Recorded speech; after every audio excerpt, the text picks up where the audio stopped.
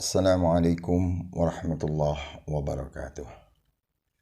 Saudara-saudaraku sekalian yang berbahagia, kita kembali berjumpa dengan channel yang mengulas tentang pernikahan dan keluarga. Untuk itu, ikuti terus agar tidak ketinggalan informasi tentang pernikahan dan membangun keluarga sakinah, mawaddah, warahmah. Apabila ada usul, saran, dan pertanyaan, silahkan berikan komentarnya di bawah. Saudara-saudaraku tercinta, sekedar mengingatkan agar dapat memahami dengan seksama, ikuti ulasan berikut hingga selesai. Melanjutkan uraian tentang perempuan-perempuan yang haram dinikah atau yang dilarang dinikahi, yang sifatnya temporer atau sementara.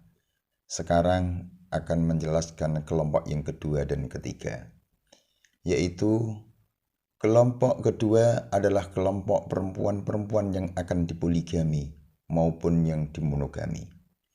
Mereka ini terbagi menjadi 4 bagian, yaitu bagian yang pertama, mantan istri yang ditalak 3. Mantan istri yang ditalak 3 haram untuk dinikah kembali hingga ia menikah dengan pria lain, bercerai, dan masa iddahnya telah selesai. Untuk jelasnya begini, adalah seorang perempuan yang menikah dengan seorang pria. Seiring berjalannya waktu, mereka bercerai. Setelah itu mereka rujuk, lalu bercerai lagi, yakni perceraian yang kedua. Kemudian rujuk lagi, dan setelah itu bercerai lagi. Sampai di sini mereka itu berarti telah melakukan perceraian untuk yang ketiga kalinya.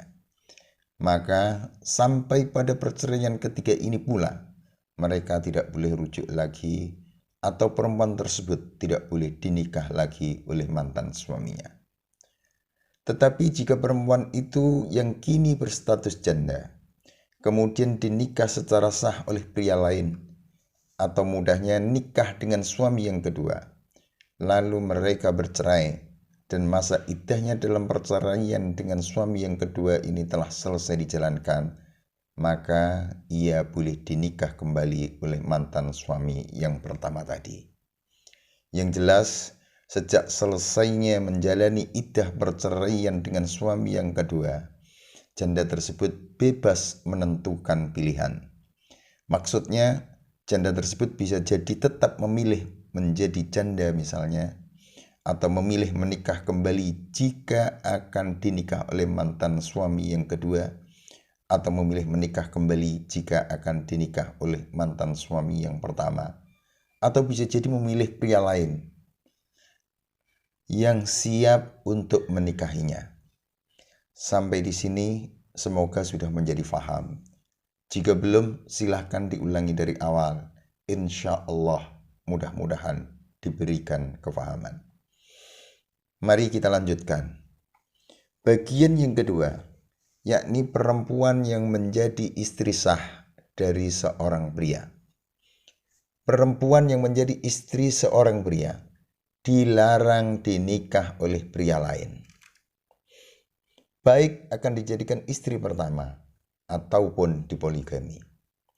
Di dalam Islam maupun aturan yang berlaku, tidak dikenal adanya poliandri. Poliandri itu adalah seorang perempuan yang bersuami lebih dari seorang laki-laki. Jadi poliandri itu kebalikan atau lawan poligami. Bila poligami dibolehkan atau halal dengan berbagai ketentuan, sebaliknya untuk poliandri tidak diperkenankan atau hukumnya haram.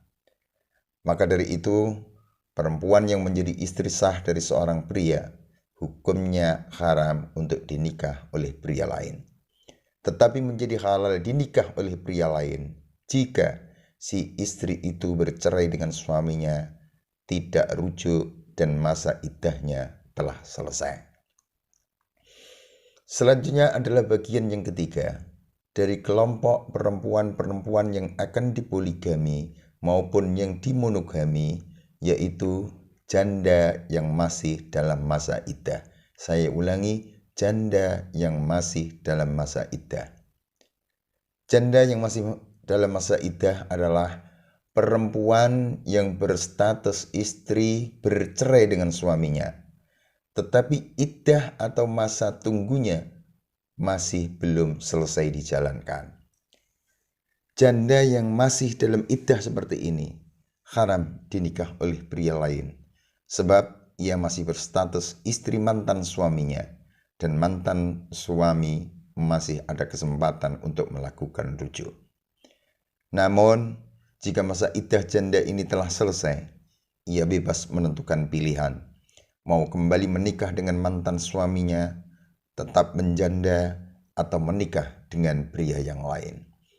Saudara-saudaraku, perlu diketahui bahwa jika ada janda yang masih dalam masa iddah, kok menikah dengan pria lain, maka ia melakukan poliandri, di mana hukum melakukan poliandri itu adalah haram. Poliandri itu adalah perempuan yang bersuami lebih dari seorang pria. Sekali lagi, melakukan poliandri itu hukumnya haram. Oke, kita lanjut. Adapun bagian yang keempat adalah mengenai perempuan non-muslim.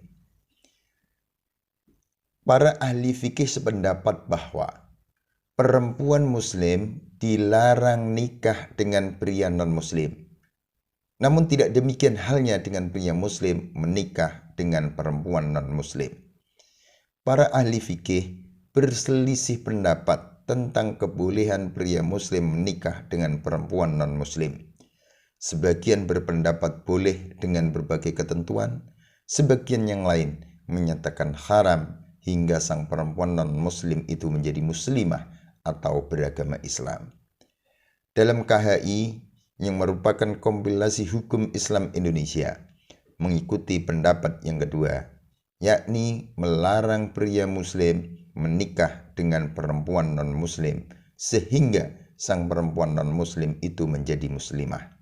Jadi, seorang perempuan non-muslim jika telah beralih agama memeluk agama Islam, halal untuk dinikah pria muslim, sebagaimana perempuan muslim yang lain halal dinikah oleh pria muslim.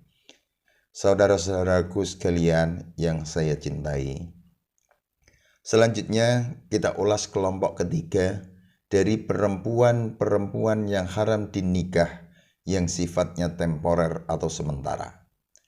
Terkait dengan kelompok ketiga ini, sesungguhnya yang menjadi sebab dilarangnya perempuan dinikah bukan karena status keperempuanannya, tetapi dikarenakan waktu seseorang melaksanakan ibadah, yakni umroh dan haji. Setiap perempuan dan laki-laki dilarang menikah. Bahkan setiap wali nikah dari seorang perempuan dilarang menikahkan perempuan yang berada di bawah perwaliannya pada saat berikhram untuk umroh maupun haji. Setiap muslim, siapapun orangnya, jika sedang melaksanakan ikhram umroh maupun haji, dilarang melakukan akad nikah, menikahkan, bahkan meminang sekalipun. Jika hal ini tetap saja dilaksanakan, maka akad nikahnya menjadi batal. Namun, jika akad nikah itu dilaksanakan setelah selesai melaksanakan ikhram umrah ataupun haji, maka akad nikah itu sah adanya. Begitu pula bila akad nikah itu dilakukan sebelum melaksanakan ikhram umrah maupun ikhram haji, akad nikah itu juga sah adanya. Saudaraku, sampai di sini uraian singkat tentang perempuan-perempuan yang haram dinikah yang sifatnya temporer atau sementara. Lagi-lagi sekedar mengingatkan, ikuti terus kami karena masih ada lagi part yang insya Allah menjadi bagian terakhir yang membahas perempuan-perempuan yang haram dinikah. Demikian, semoga menambah wawasan pengetahuan dan bermanfaat. Amin. Terima kasih. Wassalamualaikum warahmatullahi wabarakatuh.